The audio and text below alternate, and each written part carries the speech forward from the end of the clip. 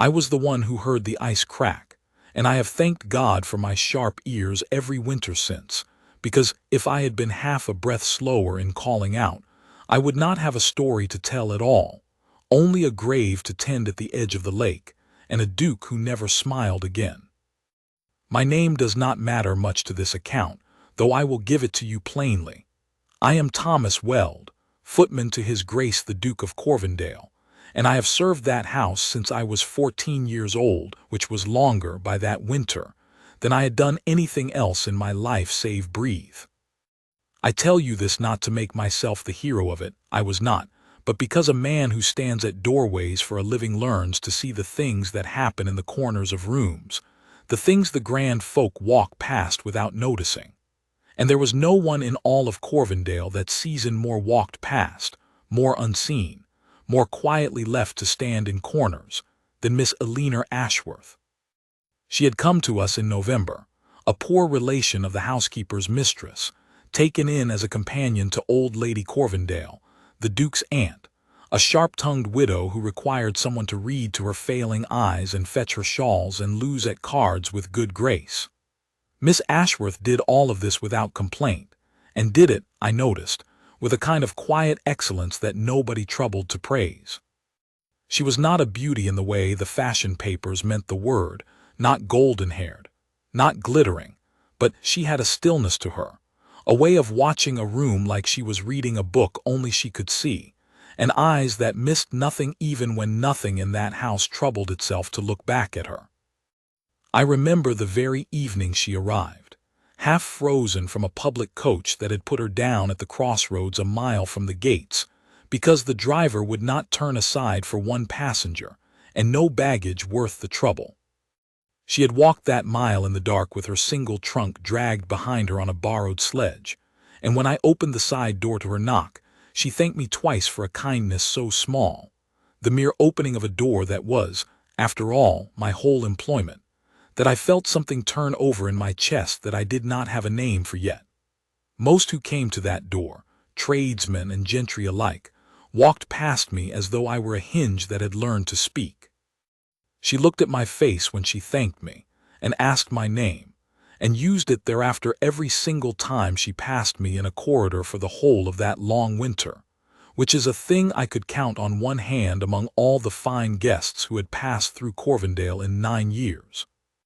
I confess I took it upon myself in those first weeks to see that she wanted for nothing the house could quietly spare,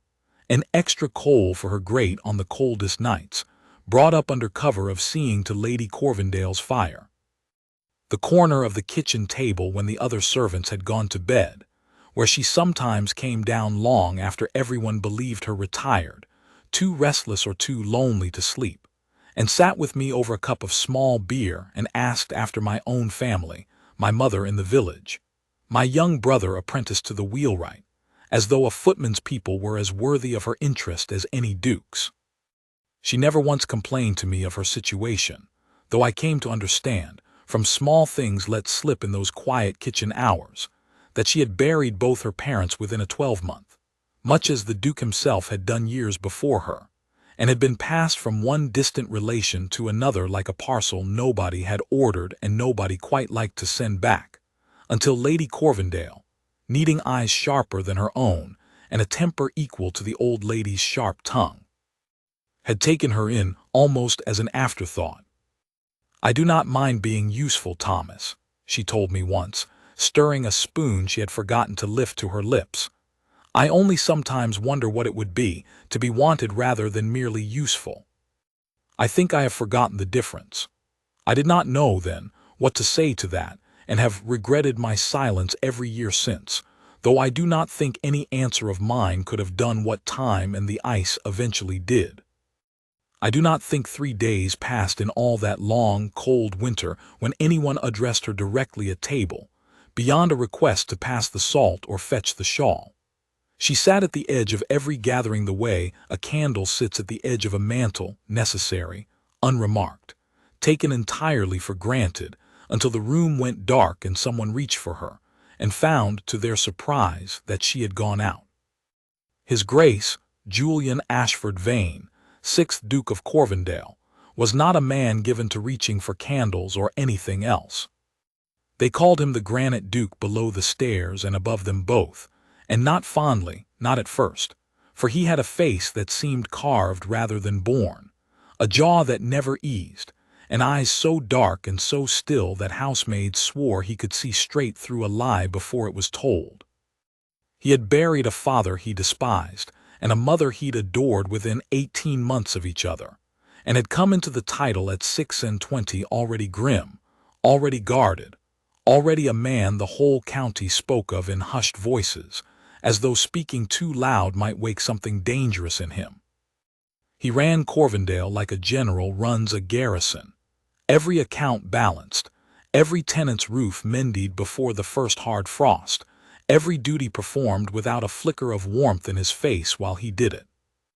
I had polished his boots and laid his fires for going on 9 years, and in that time I had seen him laugh perhaps twice, and both times it had startled me so badly I nearly dropped what I was carrying. He noticed nothing that did not fall within the strict borders of his obligations. That, at least, was what the house believed of him, what I believed of him, God forgive me, until the week of the skating party taught me otherwise. I had reason, looking back, to have known better sooner. There was an evening in early December when the Duke came upon Miss Ashworth alone in the long gallery, reading by a single candle, because she would not presume to ring for more coal after the household fires had been banked for the night. I was crossing the hall below with an armful of linen, and heard his step stop outside the gallery door, and heard, too, the particular silence of a man deciding whether to speak. He did speak in the end, only to ask what she read, and she told him, and he answered with some small remark about the author that I did not catch the whole of, and then he was gone again, brisk and correct as ever, and I thought nothing of it beyond a passing surprise that he had troubled to ask at all. I know now that he had noticed the thinness of her shawl in that same candle-lit moment,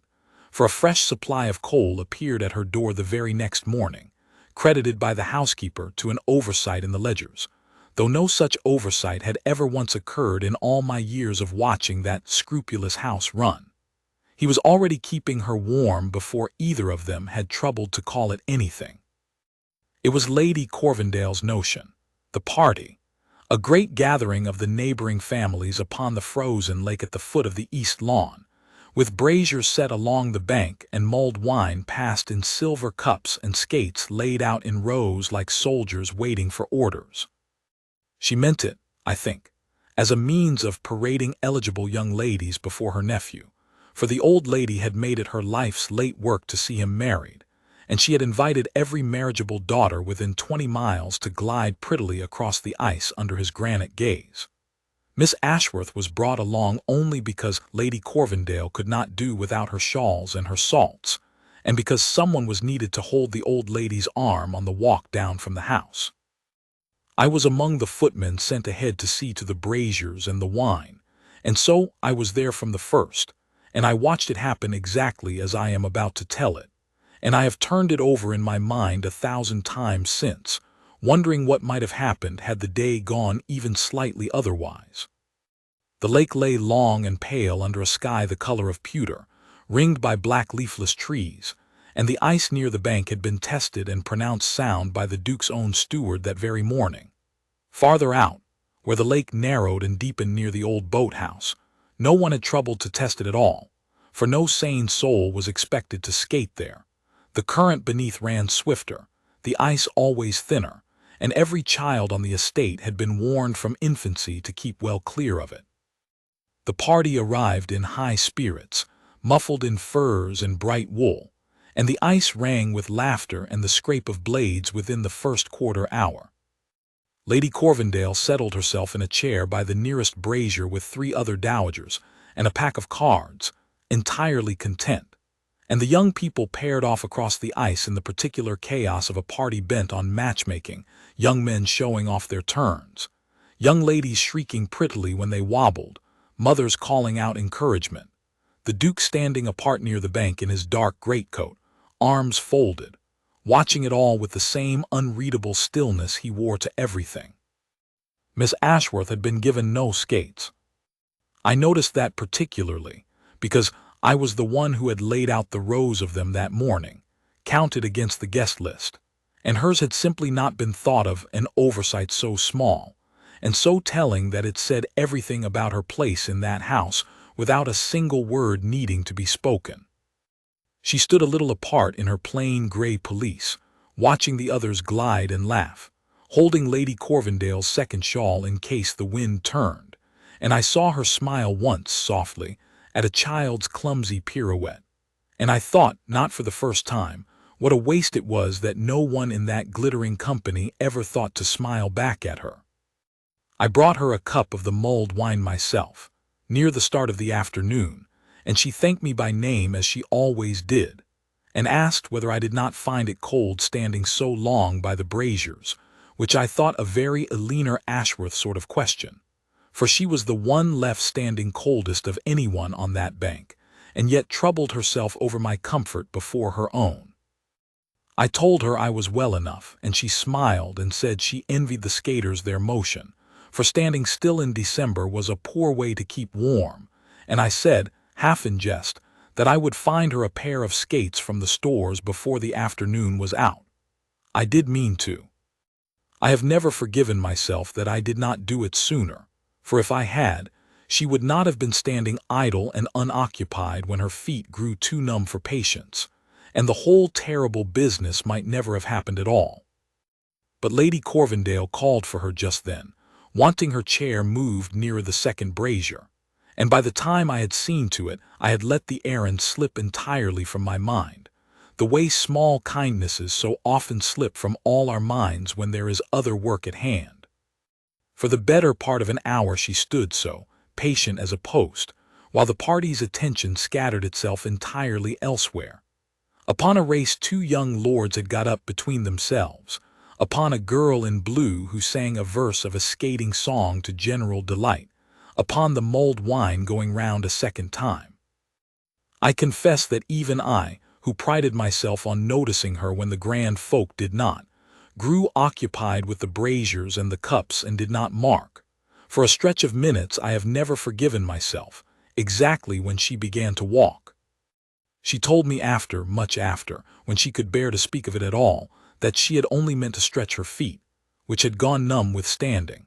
and that the boathouse path looked so quiet and so pretty in the flat gray light, the reeds all rimed with frost, that she had wandered along the bank without any thought of danger, because no one had ever thought her worth warning twice about anything, and the first warning, given to her as a child on some other estate entirely,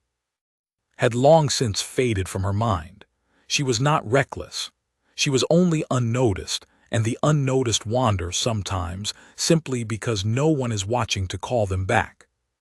I want to be honest and say that it was not I who first saw her out there upon the thin ice by the old boathouse. I wish I could claim that honor. It was the Duke. I have turned this fact over more than any other in the whole account, because it tells you something about him that all his granite stillness had hidden from the house for years. In the midst of a party got up entirely to throw pretty, well-dowered young women beneath his notice, in the midst of laughter and racing, and a girl singing sweetly for his benefit, his eyes had gone, without his own permission it seemed, to the one woman in the entire gathering that nobody else could be troubled to watch. He told me once, long after, in a rare unguarded hour by the library fire, that he could not say why he had looked for her just then, except that the day had felt wrong to him, the moment she was not standing where he'd last marked her, as though some small, steady light he had grown used to finding in the corner of his eye had gone out, and the dark that followed had reached into his chest and closed a fist around it. I heard him say her name before I understood why. Miss Ashworth. It was not loud. It was not the voice he used to command a room, the one that could silence a supper table with 2 words. It was low, and it had an edge of something I had never once heard in it before, not command, but fear, plain fear, breaking through 9 years of granite like a crack spreading through ice. I turned from the brazier I was tending and followed his gaze and saw her, small and gray and terribly alone, far out past the safe black-tested ice, standing quite still upon a stretch of pale, groaning ice that even from the bank I could see was wrong, thin, glassy, the color of a held breath. She had heard it too. The crack. I watched her go rigid, watched her look down at her own feet as though they belonged to a stranger, and I do not think, in that first instant, that she even understood what was happening beneath her. For one dreadful, frozen moment nobody else on that whole long bank moved at all. I saw the girl in blue stop mid-note of her song, her mouth still open on the last word. I saw the two racing lords pull up short on their blades, staring. I saw Lady Corvendale half rise from her chair with a hand pressed flat to her own chest, the cards still fanned uselessly in her other hand, and I understood in that instant how very far Eleanor Ashworth had wandered, not merely in yards across the ice, but in all the months before it, drifting to the edge of every notice in that house, until the edge itself had become the only place anyone thought to look for her. And by then, it was very nearly too late to look at all. "Don't move," the Duke said, and this time his voice did carry, cutting clean across the ice and the laughter and the singing, so that the whole party turned as one startled body toward the sound of it, and for the first time that whole long afternoon every eye upon that lake found Eleanor Ashworth at once, too late, all of them, too late by a full hour of not looking. He was already moving. I have never in my life seen a man cross ground so fast while somehow losing none of his composure. He did not run so much as he seemed to arrive, shedding his greatcoat as he went so it fell behind him like a great dark bird come to earth, calling out for rope, for a plank, for anyone with sense enough to fetch the ladder kept by the boathouse door for exactly such a mischance, though I do not think in all the years that ladder had hung there anyone had truly believed it would be needed. I ran for the ladder myself, my heart going like a smith's hammer, and behind me I heard the ice give way at last with a sound I will carry to my own grave, not a crack this time but a deep, terrible crunch, like the lake itself swallowing, and then a cry, short and cut off, and then the worst sound of all,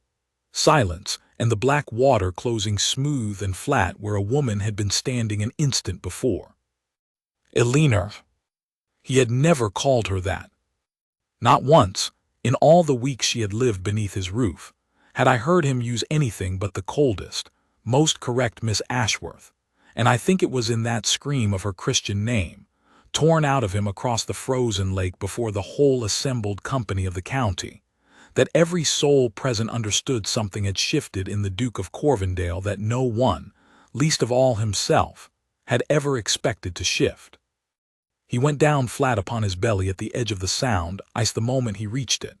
distributing his weight the way a man does who has read of such rescues and prayed never to need the knowledge, and began to haul himself forward across the ice toward the black broken hole, inch by inch, while half the party screamed at him to stop, to wait for rope, to think of himself, and the other half simply stood frozen in their furs as though they too had turned to ice.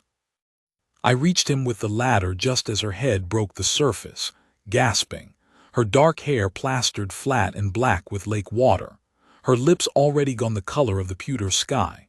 one hand clawing uselessly at the broken edge of ice that crumbled away every time she gripped it. The cold of that water was not a thing I understood until I myself knelt at the very edge of the sound ice a moment later, feeling it bite up through my knees, even through my greatcoat and breeches. And I have wondered since how she bore it at all, how any living creature bears such cold and keeps its wits enough to reach for a ladder, rather than simply going under and letting the black close over for good. I think now that it was only the Duke's voice that kept her from going under. I have seen since, in the years that followed, what that voice could do to a room full of quarreling tenants or a frightened housemaid or a green young footman fumbling his first formal dinner. It had a way of arriving before the words themselves did, of settling a thing before it could finish falling apart. On the ice that day it settled her. "Look at me," the Duke said, and his voice had gone from fear to something harder and steadier, a voice built for exactly this, a voice that expected to be obeyed because it could not survive not being obeyed. "Eleanor, look at me and nowhere else." She looked at him. I saw her do it, even through my own terror, even through the cold that had begun creeping into my own hands and feet as I shoved the ladder out across the ice toward him. I saw her stop clawing at the crumbling edge and fix her eyes upon his face instead, as though his face were the one solid thing left in all the world, and perhaps, in that moment, it was. "Take the ladder," he told her, "not the ice, the ladder. I have you." I do not know how he kept his own voice from shaking, lying flat on ice that groaned beneath his own weight, not 2 feet from a hole that had already swallowed her once, his bare hands. For he had stripped his gloves without my seeing when, reaching out along the ladder's rail toward a woman half the party had spent the whole afternoon failing to remember existed. But he did keep it steady, word after word, "Hold on, look at me. I have you, don't let go," until her numbed fingers found the ladder's rung and closed again when they slipped, and closed a third time when I thought surely the cold had taken all the strength from her at last.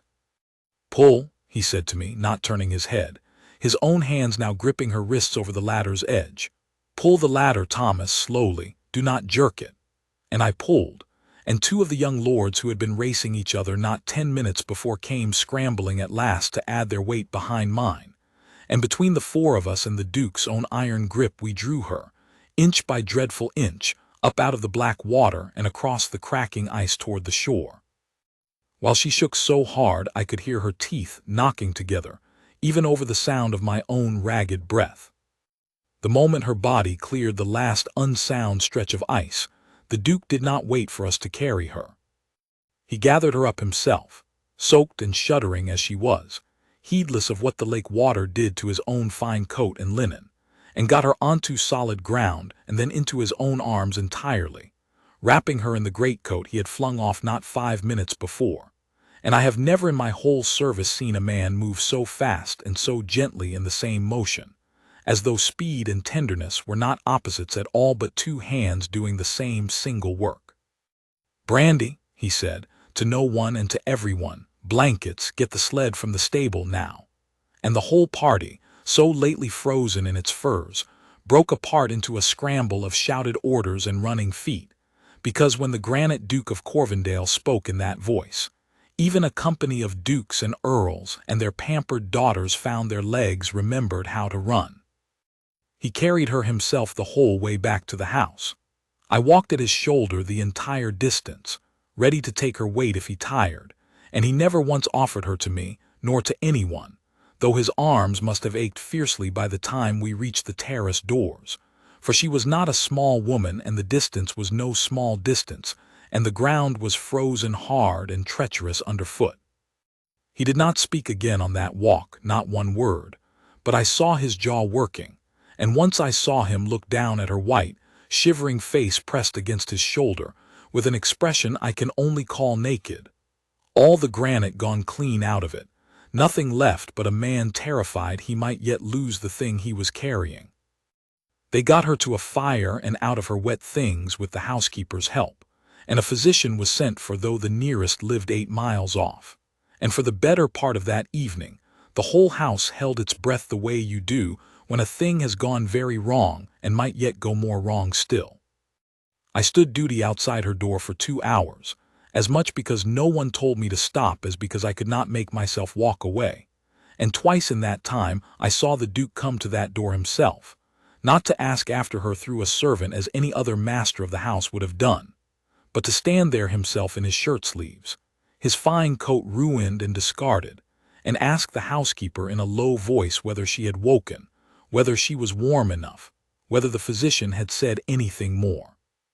She woke near midnight with a fever that frightened us all badly for the better part of 2 days, tossing and murmuring in a sleep too thin to be called rest, and in all that time the Duke of Corvendale, feared by every tenant and tradesman in 3 counties, sat a great deal of it in a chair drawn up outside her door, not inside, for propriety would not permit it, and he was too proud a man and too careful of her reputation to breach even so small a rule under his own roof,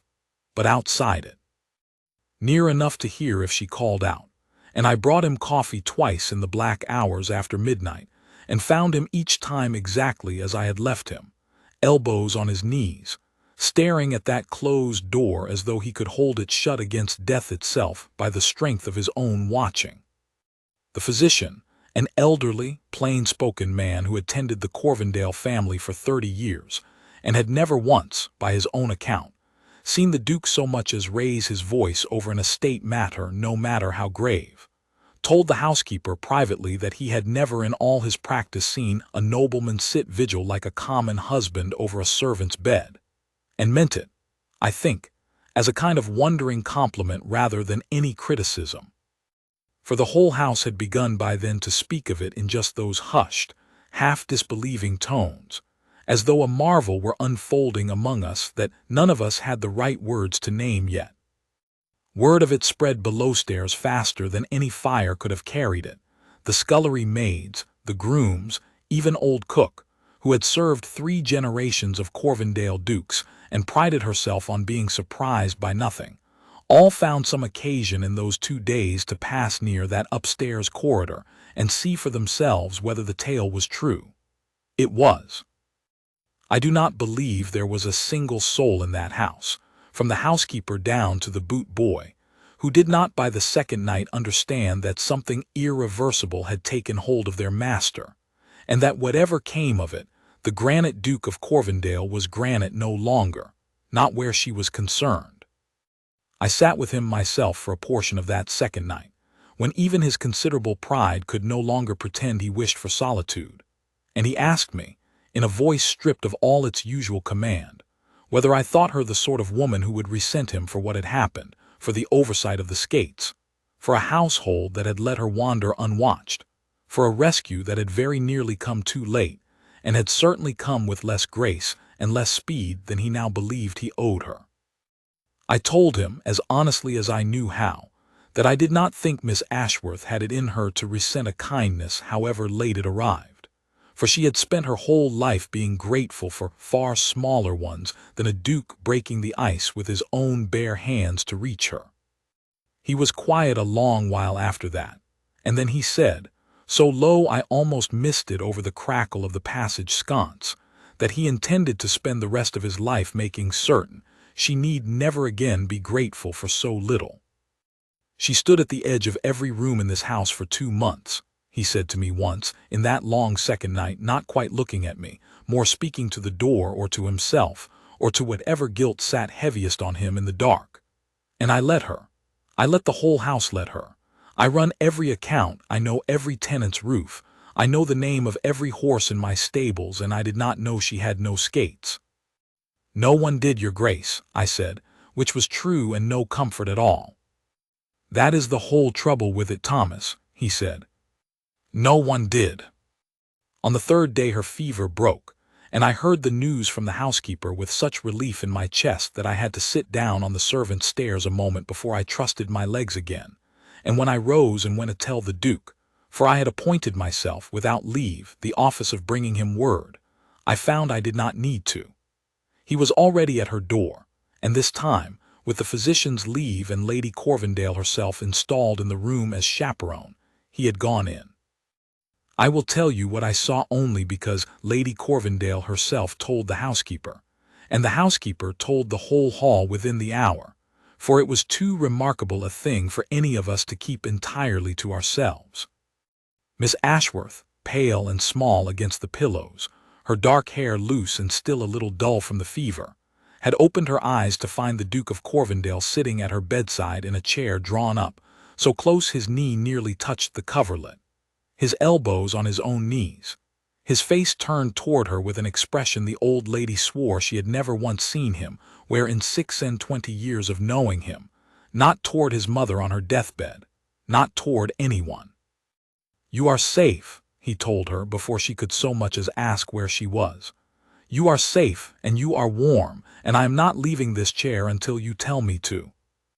Your Grace, she said, or tried to say, for her voice came out thin as paper, I am only the companion. You need not trouble yourself. Do not, he said, and there was iron in it, but it was iron bent gently, iron shaped like a shield rather than a blade.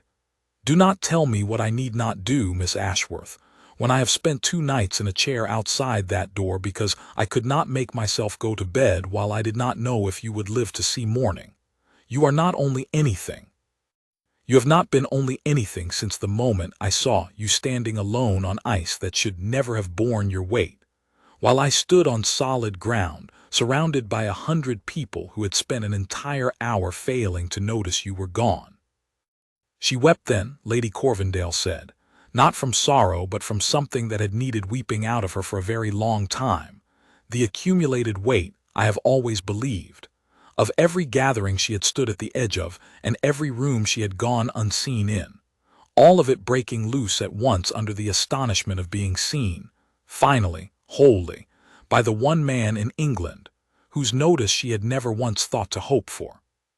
She mended slowly through the rest of that winter, and I will not pretend to you that the house changed its habits all at once, for old habits die harder than that, and there were still dowagers who looked past her at the supper table out of nothing more than long, unthinking custom.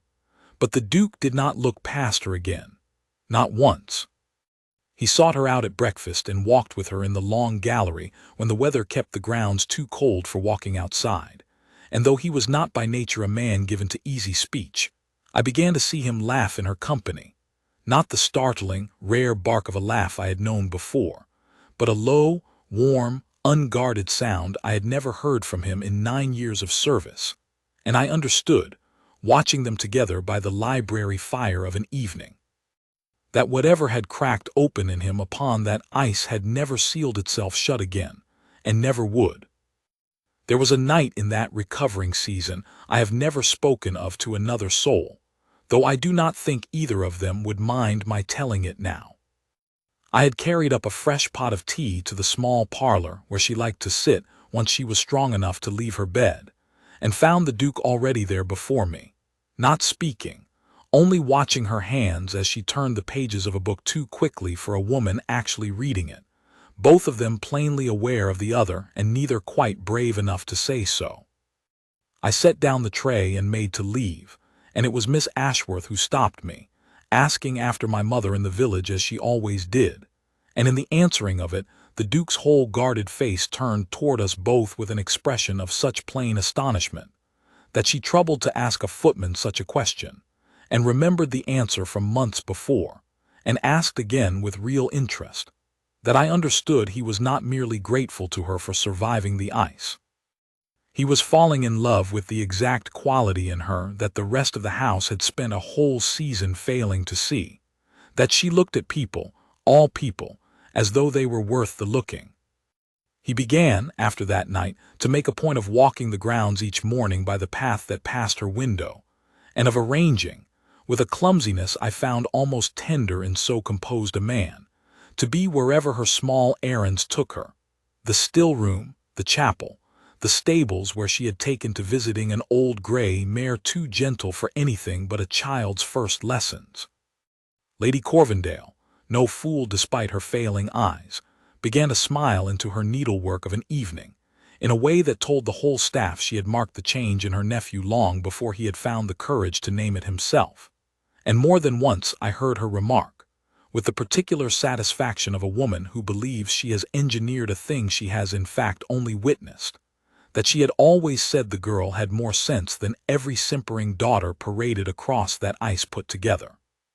It was Lady Corvendale, in the end, who told me the rest, for she took a proprietary delight in the whole affair, having schemed for a match all winter, and never once imagined it would be the poor companion who caught her nephew rather than any of the dowered daughters she had paraded across the ice for his benefit. She told me that he had gone to Miss Ashworth in the rose garden in the first warm week of the following spring, when the last of the lake's ice had long since given way to green water, and the reeds along the bank had begun to show new shoots, and that he had knelt to her there, the Granite Duke of Corvendale, on his knee in the wet spring grass, a man half the county still crossed the street to avoid provoking, and told her that he had spent his whole life running an estate with perfect care, and had nearly let the truest thing in it slip beneath the ice unnoticed, and that he did not intend to make that mistake twice in one lifetime. He had brought no ring with him that first attempt, Lady Corvendale said, laughing at the memory even months later, for he had been in such a hurry to speak before his own nerve failed him that he had walked straight past the jeweler's box sitting ready on his study desk, and out into the garden with nothing in his hands but his own bare intention. He had to excuse himself halfway through his own proposal, she said, flushing to the ears like a schoolboy, to go and fetch the ring he had commissioned weeks before and then entirely forgotten in his haste, and Alina had waited for him on the garden bench the whole while, laughing softly to herself at the sight of the most feared man in the county fumbling so entirely human a thing. And I have always thought that if there was any single moment that told her the Granite was truly gone for good, it was that one. Not the ice, not the rescue, not even the vigil outside her door, but the sight of him breathless and sheepish and utterly undone by nerves in his own rose garden, more unguarded than she had ever seen him in a room full of witnesses. I'm not asking you because it would be convenient, or because my aunt wishes it, or because you are, as you once tried to tell me, only a companion, he said, and Lady Corvendale, watching from the terrace with her heart in her throat, said, his voice cracked clean in two on the last of it. I am asking you because there is no room in this house, no ballroom, no gathering in all of England, that I will ever again walk into without looking first for you. I looked for you before I understood what I was doing. I have not stopped since, and I do not intend to spend the rest of my life pretending I could. She said yes, of course. I do not think there was ever a version of that story in which she did not, for I had watched her watch him all that long winter with a quiet, careful hope she had never once let show on her face at table, the same stillness with which she watched everything, guarding it as closely as she guarded every other soft thing in a life that had taught her early not to expect the world to guard it for her. They were married in the estate chapel before the summer was out, a quiet wedding by the standards of a duke's household, for she asked for nothing grand, and he, having learned at last what she valued, gave her exactly what she asked for, and not one gilded thing more. There were no 100 guests, no procession of carriages down the drive, only the household and a handful of neighboring families who had come, I think, as much out of long curiosity about the Granite Duke's sudden softening as out of any real affection for the match. Though I will say that whatever doubt they had carried in with them did not survive the sight of his face when she came up the aisle on no one's arm but her own, for she had no father living to give her and had refused. Gently, but with the same quiet firmness that had carried her through that whole hard winter, to be given away by any other man as though she were property changing hands, rather than a woman choosing her own future. I stood among the household servants at the back of that small stone chapel, and I will confess to you that I wept, unashamed, when he lifted her veil and looked at her the way a man looks at something he very nearly lost, and has been given back against every reasonable expectation of the world. The vicar had to pause a moment in his reading, for the Duke did not seem inclined to release her hand long enough to allow the ring to be placed upon it, and there was a soft ripple of laughter through the little chapel, the first I had ever heard raised in that stern man's presence without his taking it as some manner of insult, and he laughed with them, openly, his hand still tight around hers, as though he had decided once, and for all that a little foolishness in front of witnesses was a small enough price for never again having to wonder where in a room she stood. I have served at Corvendale a great many years since that winter, and I have watched the Duke and Duchess grow old together in that house, and I can tell you that to this day, whenever the family gathers of an evening in a crowded room, at Christmas, at a summer ball, in the ordinary business of a full and busy house, I have never once seen him fail to know exactly where she is standing. He looks for her the way another man might check that his own heart was still beating, without announcement, without apparent thought, simply because some part of him learned upon a cracking sheet of ice that he could not survive losing sight of her again, and never unlearned the lesson afterward. She told me once, years on, when I had grown old enough in the household service to be spoken to almost as a friend, that she did not remember the cold of the water so much as she remembered the sound of her own name in his voice, torn raw across a frozen lake by a man the whole county called Granite, and that she had understood, even half drowned and shaking, that a man does not break his own iron silence for a woman he has merely noticed. He breaks it only for the one he cannot, whatever the cost of the noticing, ever again pretend not to see.